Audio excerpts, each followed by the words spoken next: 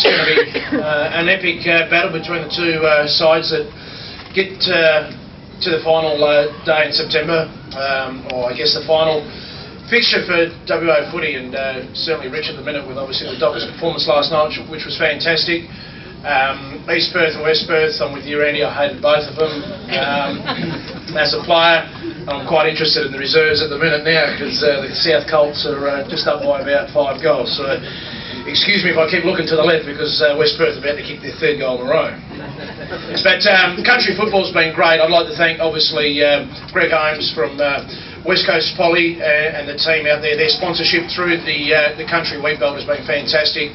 I've been very fortunate enough over the years to, I guess, play with the West Coast Eagles, but part of the community programs the West Coast Eagles have always had was always to reach out to our country regions and do community camps, development squads, just go out to the schools and basically do coaching clinics and basically mentoring programs as well for young aspiring kids coming through life, learning life skills and obviously follow their path through sport.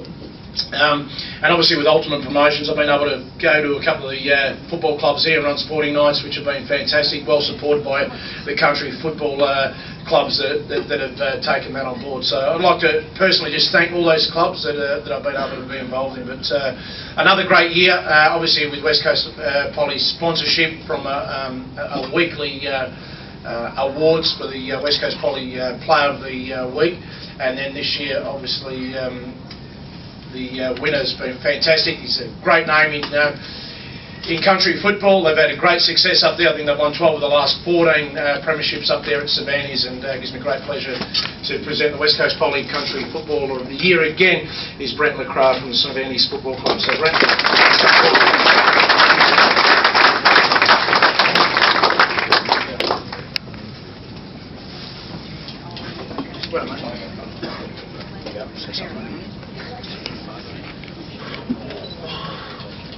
So just while Brent's doing his photo, as Jacko said, it is a great country name, LeCras. Born and bred in Cervantes, his father Peter is a country football state player.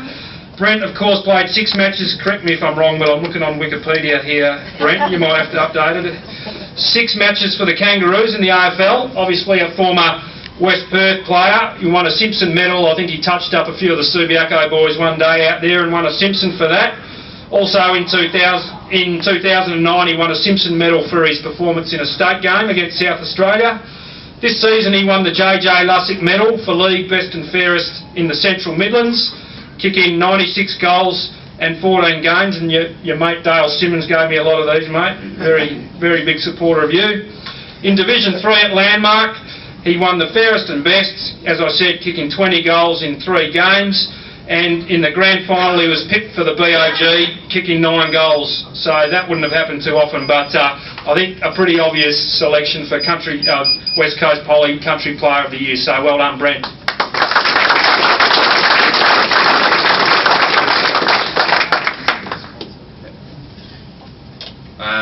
Yeah, I'd just like to thank Country Footy League, the sponsors, West Coast Poly and all the sponsors. I'd like to thank Savannah's Footy Club. Yeah, I'll keep it pretty short, that's about it. Thanks a lot. Thanks for the wood. So well done to Brenton. We were hoping to get him in our state side, but he twinged a quaddie in the last day at Landmark, unfortunately. I'm sure he would have kicked 6 or 7 for us there. Just while we have got Jacko here, I think it would be remiss not to get him up here and give us a few insights into the week ahead and maybe how you think the Dockers will go, Jacko. Thanks, Joe.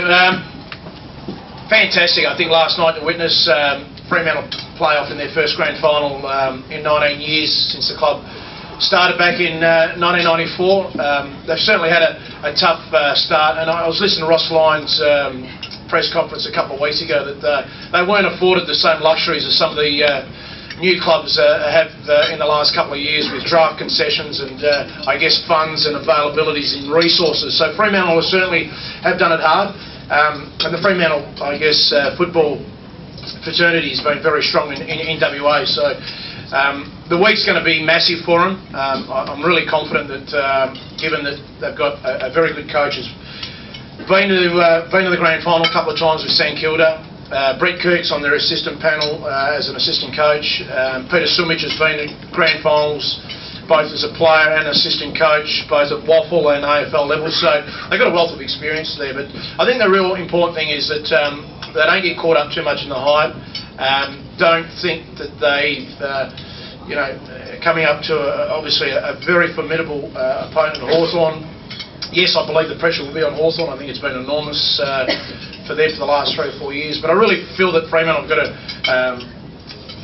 magnificent opportunity, and the competition's so tight now that you don't get, I guess, the notion of thinking that, well, if they don't win it this year, Fremantle building, and they probably are building, and right on face value now, you could say that they're going to be up there for the next 3 or 4 years, but that doesn't guarantee you. And if you only have a look at Hawthorn winning the 2008 Premiership against Geelong, who were red hot favourites that day, everyone said that Hawthorn have now got a window of opportunity and a dynasty facing them, and they've had so many near misses in preliminary finals and been falling short of the mark. So you don't know, that could happen to any club. So I'm really looking forward to going there next week. I think they've just got this undeniable spirit at the minute, and just for anyone that's a little bit superstitious, 4 of the last 5 grand final winners have come from the second preliminary final. Fremantle won the second preliminary final last night. So a little bit of history. I'm certainly got my background obviously being with the Eagles, but I'll never forget my upbringing through South Fremantle Football Club, and playing for them, and getting the opportunity to represent not only the West Coast Eagles but my state when state football was really alive and kicking and really well, playing state of origin. So I feel this weekend coming is going to be, or next weekend is state of origin all over again. It's us versus the Victorians, and I'm quietly confident. I reckon Fremantle can. I reckon they can win it.